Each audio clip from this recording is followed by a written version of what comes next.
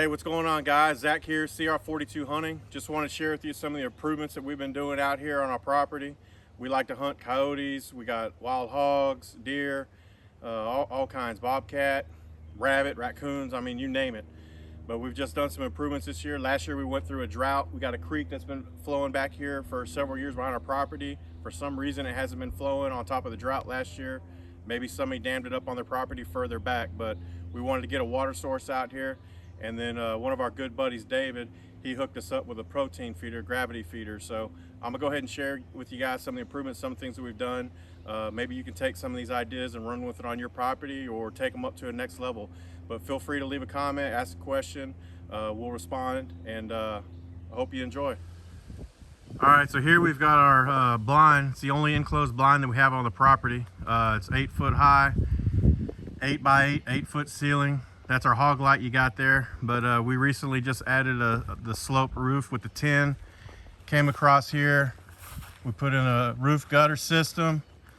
You can kind of see the totes down here below. This is what we're catching the water in. Goes around the corner here. I have to go around, it's kind of thick to get you guys a good view here. But catch the rainwater, come around, fills that top tote, flows into these bottom two totes right here. These are 275 gallon totes. We got them with the bleeders on top so that we can pipe everything and have it sealed. That way, as they do fill up, if there's any pressure, we don't have any leaks.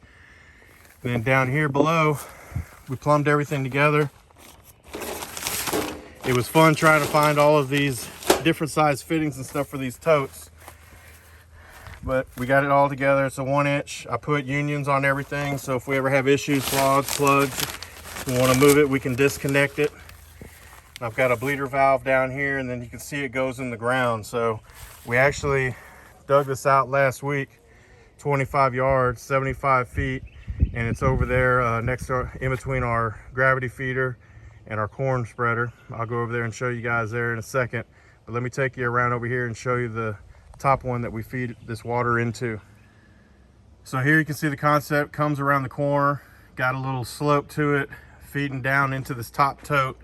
And then we put a mesh here, and this is a 6 inch opening with a 3 inch pipe funneling into it. So concept is water goes in, any large debris or anything that makes it through the gutter system, the guards up on top will hit this mesh and wash off of it. And you know, it's right here next to the stairs as we go into our blind. So as needed, we need to come over here and just wipe that off with our hand and just make sure we got a good flow going in there.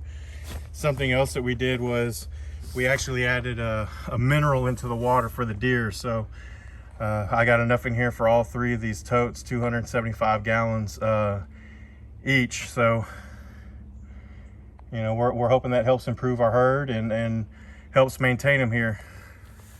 So something I forgot to mention here is this tote right here, with that vent staying open on the top, that prevents anything from caving in. If these totes fill up, then it'll just overflow off the top. No different than when I didn't have the gutter system on. It was just running off the ground everywhere.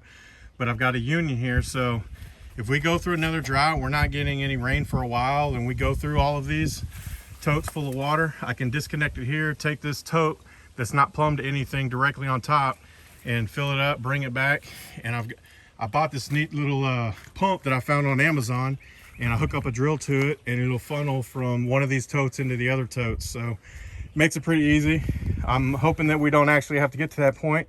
Hopefully with this system, we can catch and maintain enough water all year round. So we went down to the ground here, only went about a foot deep. You know, we're kind of down here in South Texas, so you know, we don't have to worry about the frost or the freeze too much. This was fun. My wife, props to her, she actually helped me dig this trench. So we went about a foot deep and it covered it all back up. Did it by hand. It was a fun job. We survived. But I got this 75 gallon tote here. It's about 18 inches deep. We put about 9 inches of it in the ground. I put some pond rock in there, some center blocks and stuff. Again, we've got hogs and everything out here, and I didn't want anything really destroying this. We didn't really want to pin this area if we didn't have to. We like trying to keep it as natural through as we can. But you can see right here, I've got a valve down there, and then we've got a float inside one of the, I believe it's a Little Giant float inside. So as it evaporates or they drink out of it, that float drops no different than a toilet bowl fills up and shuts itself off. So again, hopefully this is a self-maintaining system here, but if not, we'll disconnect one of those totes, fill it up, bring some more water out here, and then keep running with it. Something else we've got out here is we've got these pig poles. Before I had this hog light up here on the stand, we'd sit in the stand, we were kind of dozing off or whatever late at night. They come hit these pig poles and wake us up, man. So it's pretty cool. Watch them go to town, kick and roll these things around. We got a couple of them out here. Then right next to it, this is our gravity feeder here. You can see it's another 275 gallon tote. Or like I mentioned earlier, our buddy David hooked us up with this. So we camoed it out here on the legs. I wrapped everything in metal sheeting here. So legs all the way up. Help keep the raccoons off of it.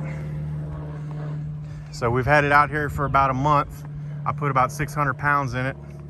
And I'd say they've gone through about a third of it. So just trying to check it every month and gauge what it is. I think it's going to hold somewhere around 1,800 gallons whenever we got our pounds, once we got the deer really hitting this and feeding on it year round. But hey, it's been out here for exactly a month and they're already hitting it, which is pretty cool.